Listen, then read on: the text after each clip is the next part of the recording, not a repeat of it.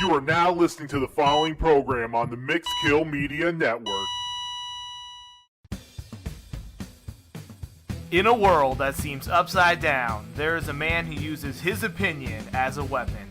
Ladies and gentlemen, Kevin McTaggart is this man, and this is the McTaggart Attack Podcast.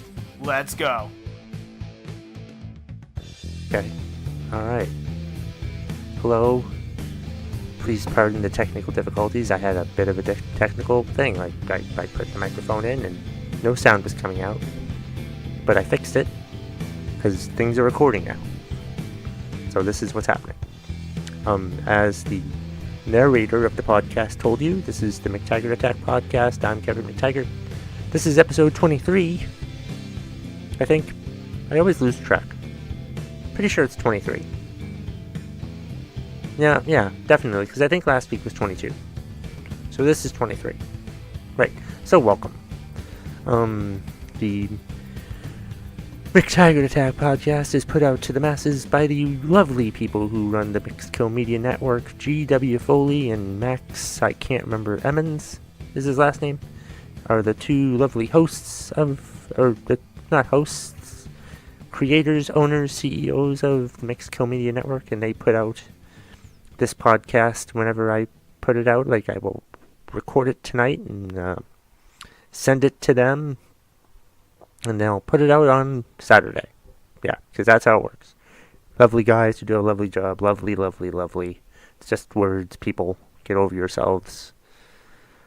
I love inside jokes on podcasts that nobody listens to, or people listen to it. I've been told 60 people listen to this podcast, or have listened to episodes of my podcast, so that feels pretty good. But what I don't understand is I have 113 likes on my Facebook page for the McTaggart Attack Podcast, and only 60 people listen a week. What the hell is up with that, people? It's messed up. It's messed up. Well, there's one thing I was going to talk about tonight.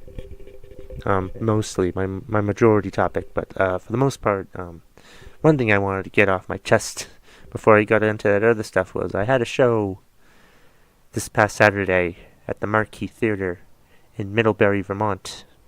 My very good friend Reggie Britton had me host the show. I'd never hosted a show before. I'd hosted plenty of open mics before, but never a show.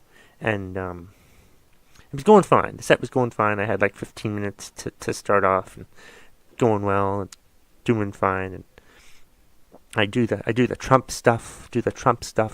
Towards the end, and I mentioned two things about Trump, and then I'm about to go into my last thing, my closer thing about Trump, and I hear from the back this woman says, "Do we really have? Can you cut it out with the political stuff?" And I just sort of stood there in silence for a minute, and I'm just like, really? Yeah. Like, oh my God. No, I said no. Fuck no, we can't not do the political stuff. Oh my God. So I finished that joke, and then I told the lady to go fuck herself. And then the crowd cheered. And then I gladly welcomed the next comic to the stage. It was a weird experience. Awful. My first time hosting a show was rather strange, but I've been thinking about why this woman said that. I'm not sure.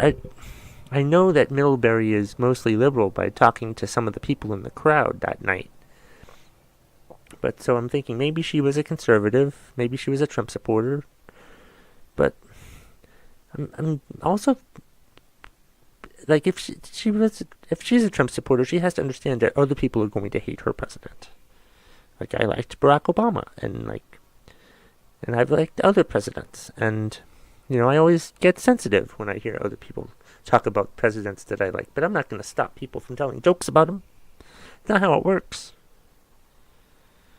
But I'm also thinking maybe she's just a liberal person, Democratic person, who's just too sensitive for hearing the political stuff, who's tired of hearing the political stuff.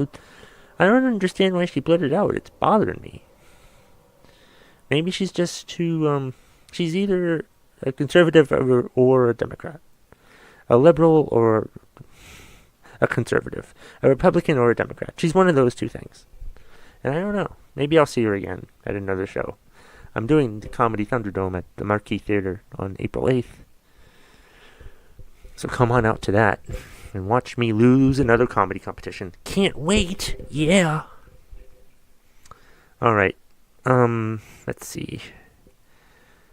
I think that's all I wanted to talk to besides the main topic that I wanted to discuss tonight, because this weekend, this Sunday, WrestleMania 33. WWE WrestleMania 33 from Orlando, Florida. And it's great. So I thought, since the podcast is coming out the weekend of WrestleMania, I would talk to everyone about why I love and hate professional wrestling. I've been a professional wrestling fan all of my life, pretty much, since I was a little kid. I think, like, the first wrestlers I remember seeing, or first show I remember watching on TV, was World Class Championship Wrestling from Dallas, Texas, the Sportatorium. I remember seeing, like, the Von Erichs, and I remember seeing that there's one of the Von Erichs, his name was Kevin, which I thought was cool. Wow, that's great.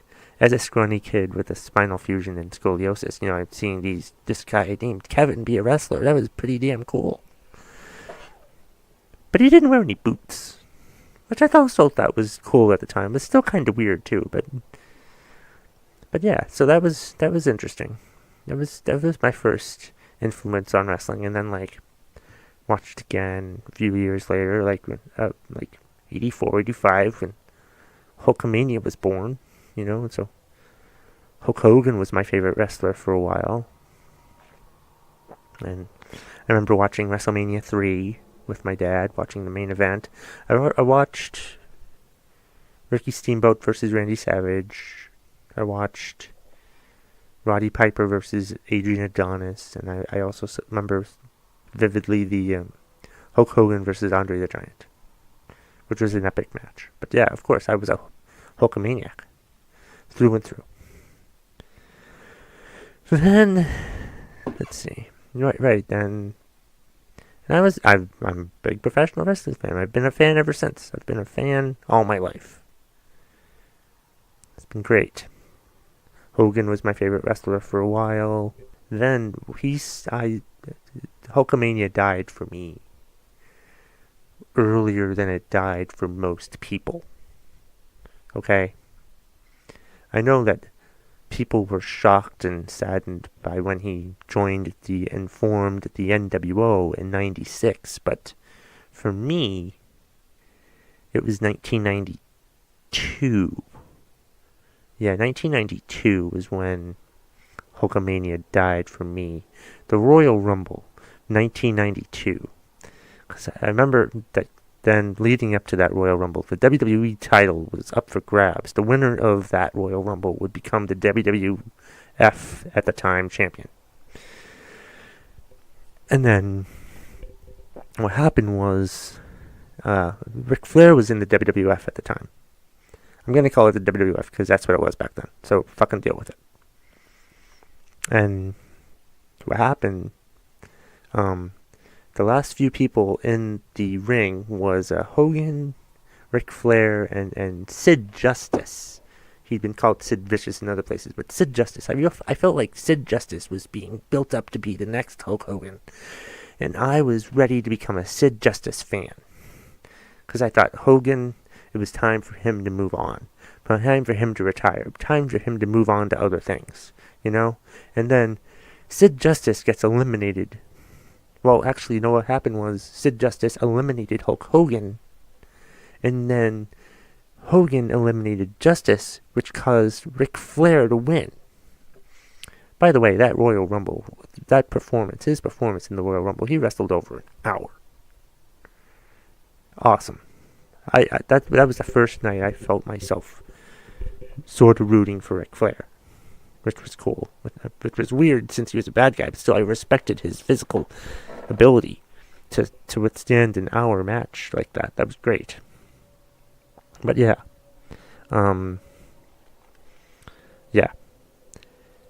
So, but but like Hogan caused Sid Justice to lose, and like the crowd booed. They booed Hogan. There was a Hogan sucks chant. Then I watched the replay of it. They had the replay of that moment on Primetime Wrestling the next day, and it wasn't. They took it out. They took out the Hogan sucks chant because that wasn't what they wanted to hear. What the fuck? That's when I first started getting dismayed with professional wrestling. And I was only like 15, 16 at the time. So yeah, Hulkamania died for me that day. And The Undertaker was starting to come around then too, so I was becoming more of an Undertaker fan. And the Ultimate Warrior was around, but he would show up and then he would disappear and then he would show up and now he's dead, so let's just move on to something else. Let's see. So yeah. But yeah, I've been a professional wrestling fan all my life. Ever since then. Like, there were some dark periods. Like, there was the steroid trial that was going on, so the WWE product kind of sucked, and then WCW became stronger. That's right. I remember WCW. First time I saw WCW was the first Clash of Champions, the Sting versus Ric Flair 45-minute draw. Sting was a favorite wrestler of mine. So was Lex Luger. You know, I think there was a time when I liked WCW more than I liked WWE at some point. You know? So that, yeah. So yeah, I liked Sting and Luger. I liked WCW wrestlers more than I liked the WWE wrestlers, you know? Until, like, when the WWE did Monday Night Raw and WCW started Nitro, that's when I started to, like, clearly sway more towards the WWF. I'll call it the WWE now, because that's what it's called now. Fuck it, I don't know. But, like, yeah, because Eric Bischoff was so damn annoying. Revealing results of the spoilers and all this stuff and signing all these wrestlers from the WWE. And, so yeah. I'm not going to chronicle the entire history of wrestling in this podcast. That's not what it's meant for. So yeah, my point is I've left wrestling for a while. I almost lost faith, but then the Attitude Era brought me back. Stone Cold Steve Austin was probably my favorite wrestler from back then. Mick Foley was too, like either Mankind or Cactus Jack, or let's not talk about Dude Love. We don't need to talk about Dude Love. But I liked Mankind and Cactus Jack. But he's such a great performer. Mick Foley and Stone Cold Steve Austin. And The Rock, I guess. Triple H, he was there then. He was the bad guy. He was the villain. He was doing that. But yeah. And I had a lot of favorite wrestlers, but you know, The Undertaker's probably my favorite. I think now, all time, probably. Maybe, yeah. I don't know. I like Hogan too. Hogan and Undertaker are my two favorites, I think. But I feel like it's hard. And The Rock is probably one of my favorites, and Austin and Sting was back in the day. I find it harder to find favorite wrestlers now. I'm almost afraid to have favorite wrestlers now. Like nowadays, it seems like any wrestler I like doesn't seem to do very well. Like I see a wrestler, I'm like, oh, I want him to like be a good performer and be a top star, and like that never happens that way. Like Cesaro, for one thing. So I think I'm looking forward to his triple threat ladder match at WrestleMania for the tag team titles. That should be a fun match, I think. That might steal the show. But yeah, it's weird, like past decade or so, it's been hard to like find a favorite professional wrestler. Like, and just like in the past few years, being a comedian, I'm a lot more skeptical of it than I used to be. Being a comedian has made me a lot more skeptical of everything. Sports, politics, everything. So of course I'm more skeptical of the WWE. And I've missed a lot of Monday Night Raw shows because I'll go to open mics on Mondays. or shows on Mondays and miss it. I'm like, it's alright missing it. I'm doing something I love. Stand-up comedy. And here's another thing. I want to talk about stand-up comedy. Like, I'll watch some of the documentaries on the WWE network, and it's like, there's very similar, it's very similar, the life of a wrestler and the life of a comedian, I think. I mean, not the physicality involved, but like developing your character, your voice per se, your skills, going indie wrestlers and stuff like that, and working for dimes, or working for free, and working in the dingy places, it's very similar to me. I see those documentaries on the WWE network, and it reminds me a lot of like being a stand-up comedian and performing in places that you'd never want to go to in the first place. But since there's an open mic, hell, I'll go. I'll check it out. So yeah, that's interesting. But it's like, but I watch the product now. I mean, it just doesn't seem as good, or I feel like the people, the powers that be in the WWE, just feel like they don't have to do anything to entice people. Like, they don't have to have consistent storylines, and they can push whoever they want, and we're not going to care. Like the big guy that they want to push now, obviously, is Roman Reigns, and I'm just like, I mean, he's a good performer, he does a good job, but I'm like, the fact that I can clearly tell that they want to push this guy, I'm like, no. I'm going to like who I'm going to like. I mean, hopefully it's the guy that you're pushing, but don't try to force it down our throat. That's just so stupid. Ridiculous. How much time do I got? I got as much time as I fucking want to. Who fucking cares? But I want to look at the clock. About 17 minutes. I have 13 minutes left. Alright, good. So yeah, it's just weird. I'm still a wrestling fan, but it's like, I guess because I have other interests, I'm not as interested in it as I used to be. I mean, there are wrestlers that I like now, like, I think Kevin Owens, Cesaro, as I mentioned. I'm not that big into Seth Rollins. Or Roman Reigns, for that matter. Maybe Dean Ambrose, I'm not really sure. There's nobody that I'd be, like, super excited to see do anything. Maybe Bray Wyatt. Bray Wyatt might be my favorite current wrestler. Maybe.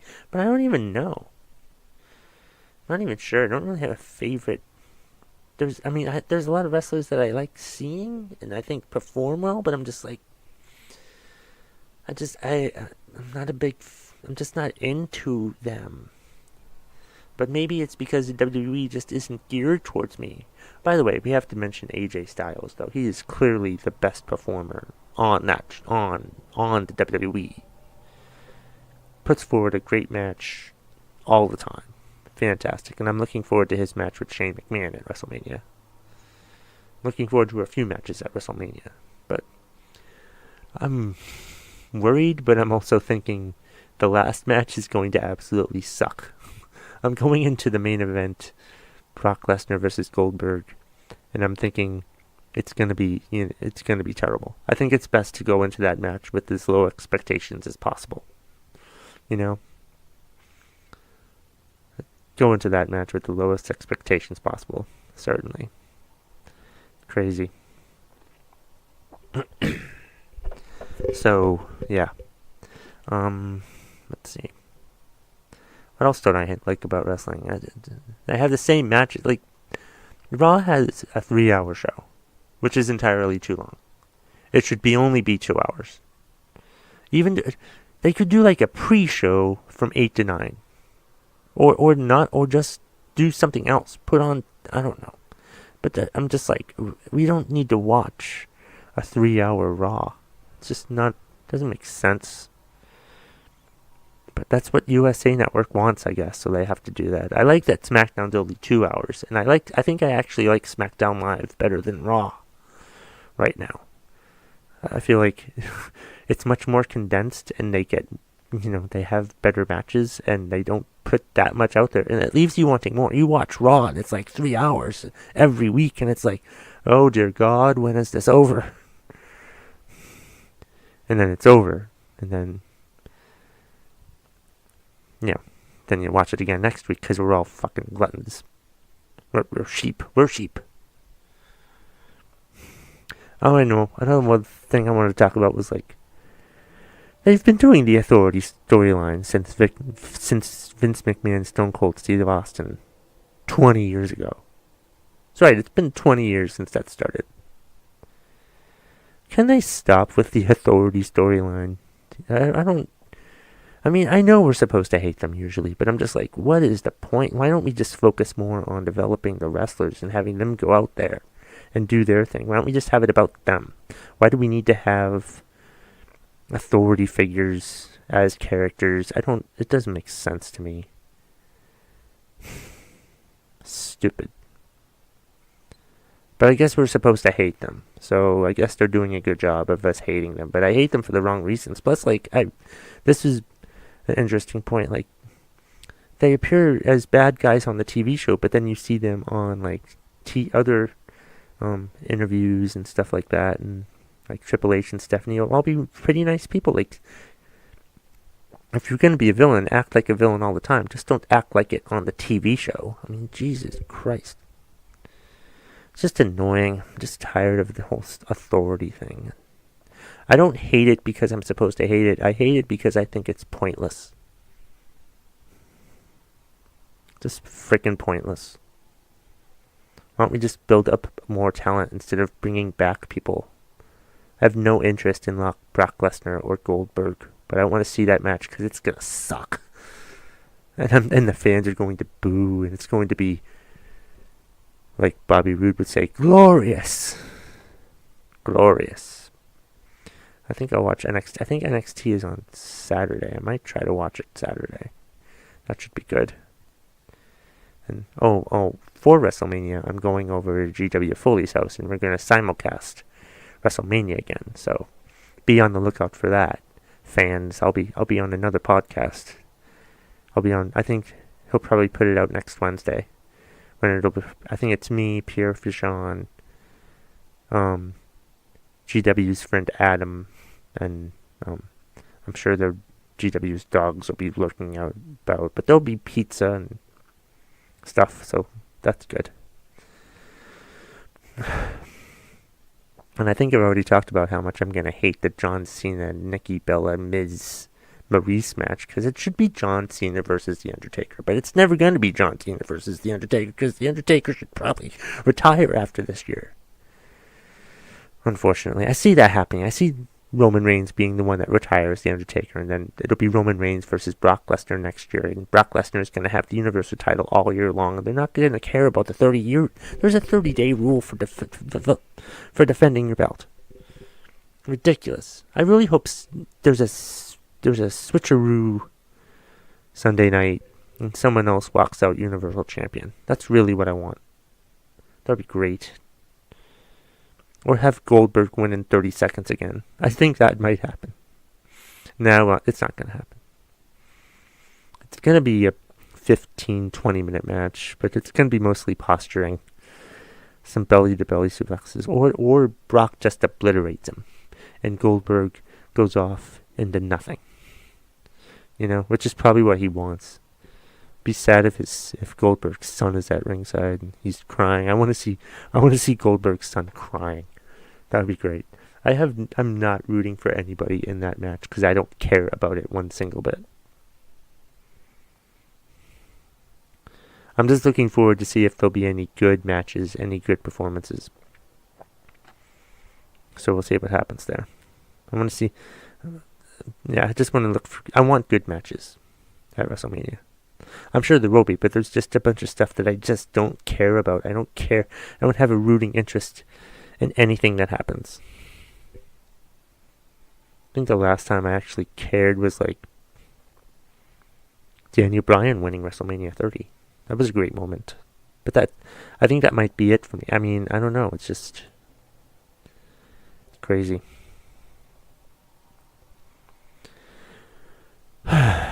So yeah, I thought I would talk about wrestling for today's podcast since it's out the week of WrestleMania. I know some people don't like professional wrestling, but hey, listen to another episode of the podcast. This episode's not for you, obviously, but hope you enjoyed it.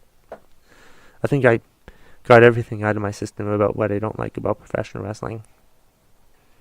Maybe I didn't. I'm sure there's other things that I've forgotten. I didn't write anything down. I just thought, Kevin, I'll just talk about wrestling. I just did that. And I was a little flustered earlier because, I turned on my, I hooked up the microphone and it didn't work. And, I didn't know what the fuck to do. So, my podcast has started out pretty shitty. But, oh well. It'll be fine. Seemed to be okay. It's recording now, so that's good. And it's been recording for the past 26 minutes. So that's not bad. Let's see. So, I'm looking forward to WrestleMania, but not as excited as I normally am. I'm looking forward to doing the podcast so I can shit on it for 4 hours. 4 hours. Jesus Christ. We're all sheep, though. Yeah, it's sad. It's pathetic. Let's see. So yeah, don't forget to like my Facebook page for the McTaggart Attack Podcast. I believe I have 113 likes on that Facebook page. I wish those 113 people would listen to the podcast every week. Follow me on Twitter at KevMcT. I have almost 50,000 followers now. Also follow Mixkill Media at Mixkill Media on Twitter. They have almost 2,000 followers now. I take credit for that. I have built up their audience using the Crowdfire app. I think I should start a job where I take over and pump up Twitter accounts for people and give them more followers and have them charge me for it. I should look into that. Using the Crowdfire app, I'll take over your account and add followers for you. You give me $20. I don't know. I need a price. I'm not sure what my price would be. I have to think about that, or how many they want to be done. And maybe charge $10 for each 1,000. It's not a bad idea. Or something. I don't know. Maybe do a Twitter account rescue, kind of like Bar Rescue. One of my favorite shows now is Bar Rescue. It makes me feel good not drinking because I've decided, I quit drinking back in July and then I took a 2-month sabbatical from it back in January, and then last week I decided, okay, it's time to stop again. So yeah. And I already feel pretty good about it, so that's good. So yeah, I've told you about the Facebook page and the Twitter accounts. So, alright. I'm going to stop it now because my voice is getting tired and I don't feel like talking that much anymore. And I hope you enjoyed episode 23 of the McTaggart Attack Podcast. My name is, and always probably will be, Kevin McTaggart. Don't forget, April 8th, Comedy Thunderdome, April 22nd, Totally Inappropriate. I'll talk more about those next week, and the week after, and the week after, and the week after, and the week after. That wasn't a skip, that was just me saying week after over and over again. You thought I was going to say goodbye. I haven't said goodbye yet. I'm just still sitting here, talking to the microphone. Oh, but that's another thing. I hosted an open mic, the monthly open mic that was supposed to be at Sal Hill last week on Monday. We get there to Sal Hill, and there's a cop retirement party or something. I think it was a cop retirement fund party or something. I don't know what the fuck it was. It was stupid. But our open mic was clearly booked for that. It was clearly on the calendar, and they just put something else in there. So we packed up and headed to EBA's, which was a much bigger room. And I don't think we're ever doing the open mic at Sal Hill anymore. It'll be at EBA's instead. I have some friends that are doing the thing. Brian Munzer and Peter Pardo, I think, are doing this thing. Look for this Facebook page. It's Laugh Upper Valley or something like that. There's going to be shows one Wednesday a month, the second Wednesday of a month, starting in April 12th at the Fade House. I don't know what it's called. Why am I still talking? The podcast should be over by now. Alright, this was it. I'm done talking, rambling. This was really rambling, because I just kept talking after I said goodbye to everybody, and now I'm still just talking into the microphone. And I've gone over to 30 minutes. So I guess I should just end it now. Okay, I'm gonna hit the stop button now. You guys have a great week, and I'll put out another podcast next week. I'm not sure what it'll be. I'll go back to the What Pisses You Off segment. I'll have a What Pisses You Off segment for that. So, yeah. Alright, this might be my longest podcast, and it was completely by accident. Have a great night, everybody.